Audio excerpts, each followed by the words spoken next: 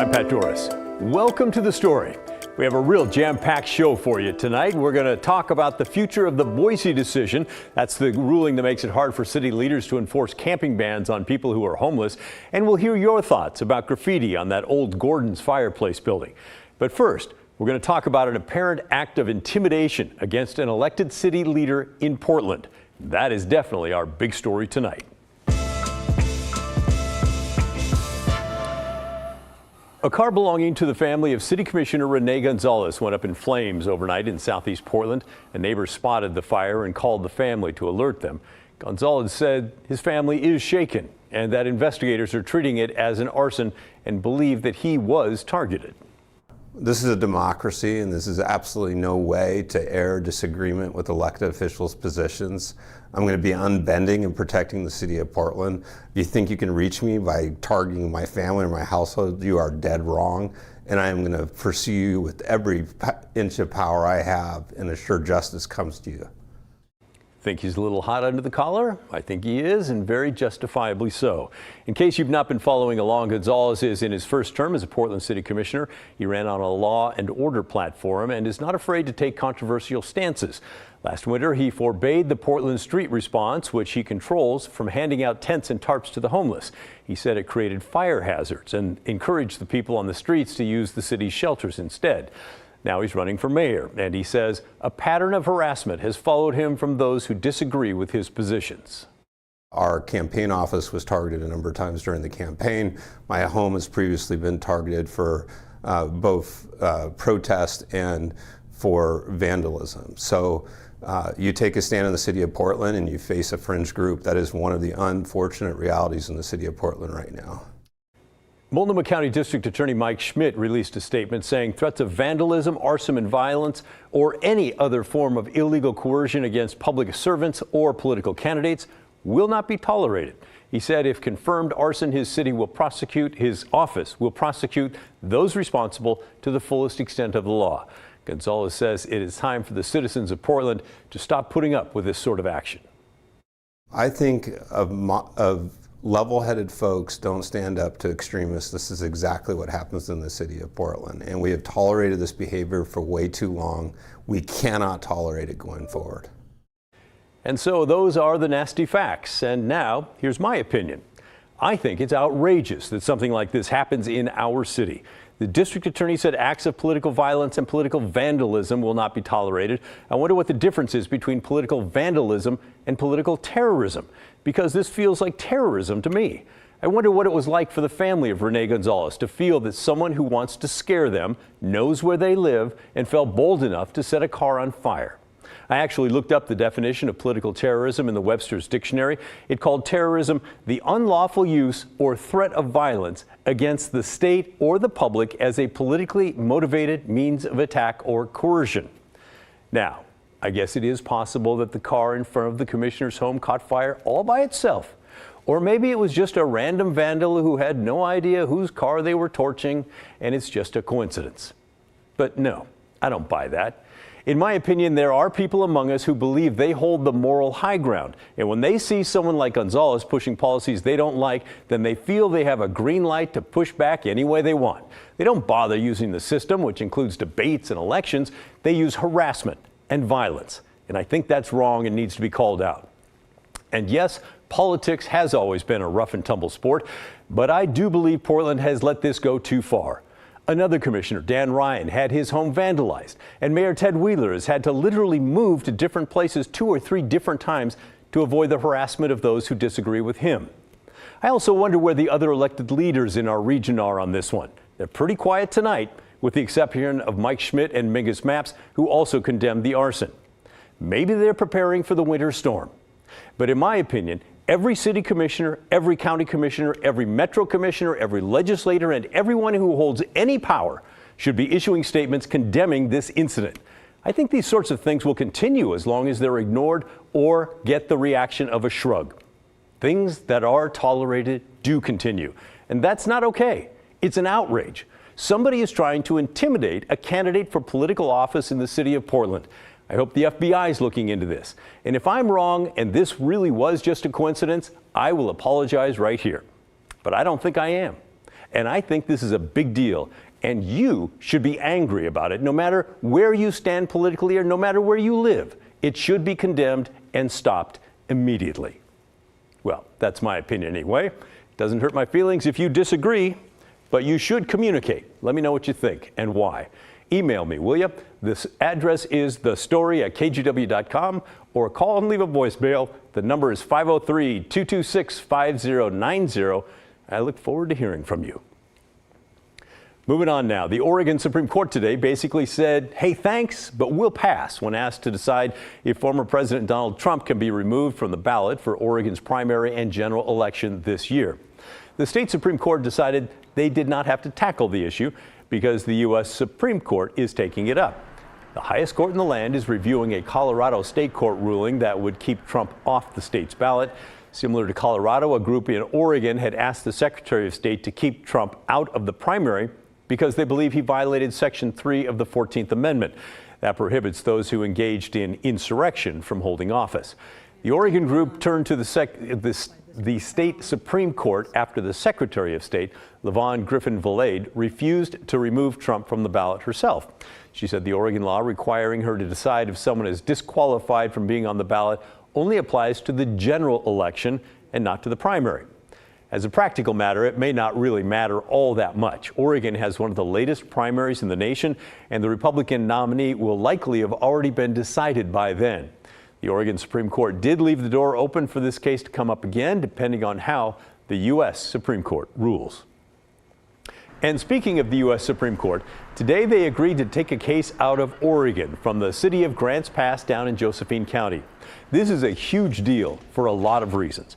Maybe the biggest, the outcome could reshape homeless policies across the country for years to come. The case involves 5 laws that Grants Pass enacted that basically allowed them to punish homeless folks for sleeping in public places, even if there was no shelter available. Last year, the federal Ninth Circuit Court of Appeals said, no, you can't enforce those laws.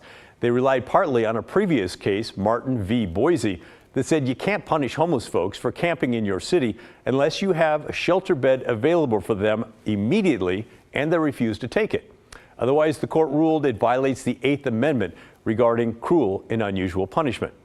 Following that ruling from the Ninth Circuit, the city petitioned the U.S. Supreme Court to take another look at the case, and they gathered support from some unexpected people and places. California Governor Gavin Newsom, the San Francisco City Attorney's Office, the City of Phoenix, and many others submitted their own briefs urging the High Court to take up the case and help clarify how cities can respond to homeless camps. The lawyer representing the city of Grants Pass released a statement today saying the previous rulings from the Ninth Circuit in this case and Martin v. Boise, quote, are legally wrong and have tied the hands of local governments as they work to address the urgent homelessness crisis. The tragedy is that these decisions are actually harming the very people they purport to protect. Not everyone agrees with that, of course. The lawyer representing the other side said, quote, some politicians and others are cynically and falsely blaming the judiciary for the homelessness crisis to distract the public and deflect blame for years of failed policies. The U.S. Constitution does not allow cities to punish people for having an involuntary status, including the status of being involuntarily homeless. This is a case that we're going to be following closely because of the huge implications that come along with it. The Supreme Court plans to hear this case in the spring. Now, let's get to some of your thoughts on our big story last night from investigative reporter Kyle Aboshi. He checked up on the Gordon's Fireplace building in Northeast Portland and the eyesore it's become over the past few years. The developer who owns the place now says nothing's been done with it because basically the city of Portland is run terribly and it's way too much red tape. He also criticized the city for not dealing with things like crime and homelessness. It's worth noting he owes more than $10,000 in fines for code enforcement violations and has failed to show up for code enforcement hearings in December and again on Tuesday. He tells Kyle the hope is to start work on the building in the next month or so. We'll see if that happens. Hopefully it does. Just this week, crews were out cleaning up some broken glass there. We heard from a few of you who remembered the building in its heyday. Your story about Gordon's Fireplace shop really hit me kind of hard because I grew up in that neighborhood right down the street on 25th off Broadway. And Gordon's Fireplace Shop was a very elegant building back in the 60s. I drove by it on Christmas Day, and it was gut-wrenching to see that building in such a state of disrepair. I feel like my hometown, Gordon's Fireplace Shop, just is the epitome of what Portland has become now, and it breaks my heart. Thanks for that comment, Nancy. Susan pins the problem on the developer, not the city. As a property owner, I am required to have garbage service, and neighbors can make complaints, which can result in a fine. In this case, she writes, the developer gets to blame the city, drugs, homelessness, etc., without taking any responsibility for his own inaction. The city needs to step up their pressure on him to fix his own problem. David agrees the city should do more, writing in to say, city can find property owner and do the work and charge the owner for the cost plus 25%. If the city would enforce its code, the owner would be compelled to fix this problem, which is degrading our neighborhood. The city needs to step up enforcement. It's an interesting point, and we checked on that. Turns out David, as he knows, is absolutely correct. Here's the code regarding the graffiti abatement. Property owners have 10 days to remove graffiti. If that does not happen, the city can issue an abatement notice, which gives the owner another 10 days to get rid of the graffiti. If that still does not happen, the city can come in and do it themselves, then charge the owner for the cost plus 25% and a civil penalty of up to $250. Thank you for the story on the Gordon's Fireplace Shop eyesore. It is disgusting. But one of the thoughts I have about it, I drive by there at least once a week, and I wonder what people from out of state think of us when I see out of state license plates. It's not just disgusting, it's embarrassing. All right, thank you, Michael. Thanks to everybody for your comments. We'll keep you posted on any progress or lack thereof at the building in the coming months. Coming up next on The Story, Chief Meteorologist Matt Zaffino is back tonight with an updated forecast on our snowy weekend ahead, as well as some more modeling science that brought us last night. Many of you loved it and asked for more. Ask and you shall receive when The Story returns.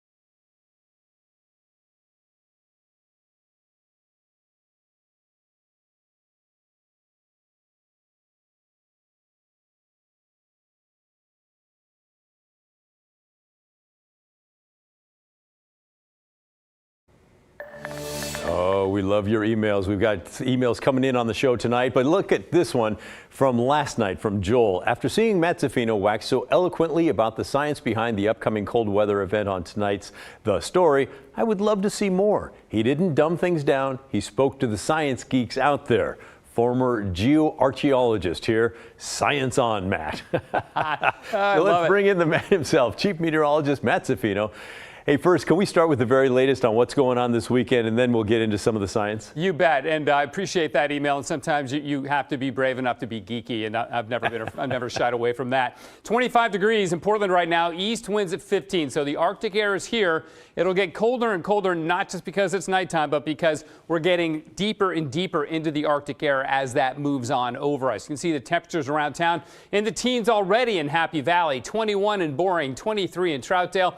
They've been in the teens for several hours in Hood River, and the Dalles in single digits farther east of that.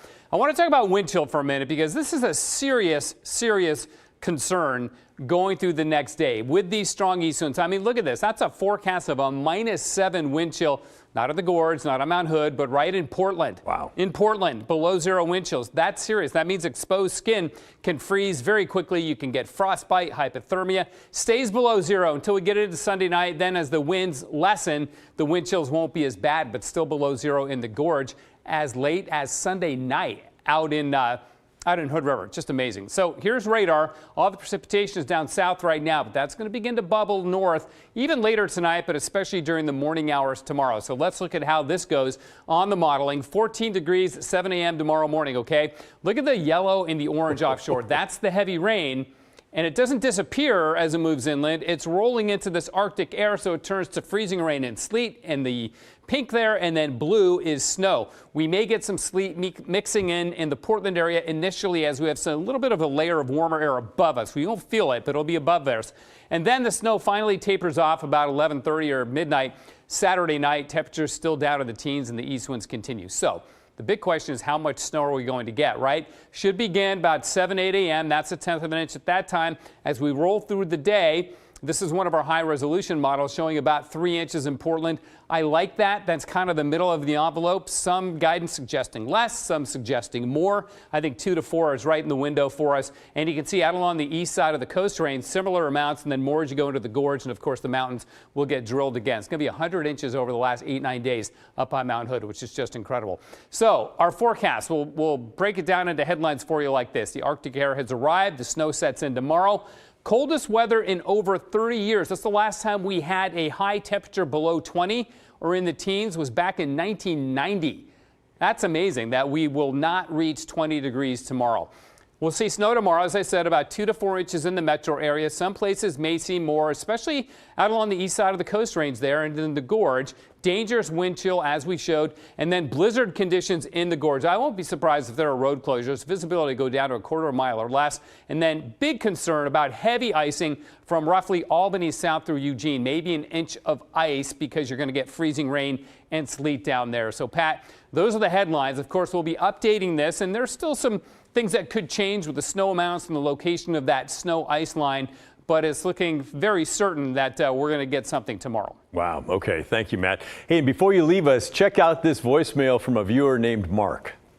I'm just wondering what happened to the weather reports that Matt had given us last fall about such a warm winter with the El Nino, and now here he's talking about snow on the floor and ice and 20-degree temperatures. That's not a warm winter. Take it away, Matt. All right, Mark, so here's the deal. El Nino is going on. It's going strongly, and that's a function of the temperature patterns across the tropical Pacific Ocean here. What does it do to our weather here in the Northwest and around the United States? Well, this is the pattern, and I showed a map similar to this back in the fall. This is sort of an average El Nino pattern. Split jet stream, a lot of stormy wet weather in the south. We tend to be warmer and drier. The key word there is we tend to be. And as I said back in the fall, it doesn't mean we won't get snow. It doesn't mean we won't get cold weather. It's just that on average, this is the pattern we see. Now, remember last year was a La Nina. California is usually really dry, no snow. They got walloped with snow. So every El Nino or La Nina has its own particular flavor. When we do these seasonal forecasts, it's at best just saying, hey, this is how they tend to go. It doesn't mean that you're not going to get fluctuations throughout the season. And keep in mind, Pat, and Mark, that we're not even a month into winter. So let's do another check on this come March and see how things average out. We got a long way to go. And December was warm, right? Very good point. I didn't even think about that, Pat. It was the warmest December we've ever had on record, so that was completely El Nino-ish. There you go, Mark. Ask and you shall receive. Thanks so much, Matt. You bet. Hey, even Mr. Zaffino will want to stick around for this next story. We'll take a look at how a crash and a broken leg spurred the redesign of ski bindings. It's the Portland invention that skiers everywhere now use. We'll take you back in time for that when the story returns.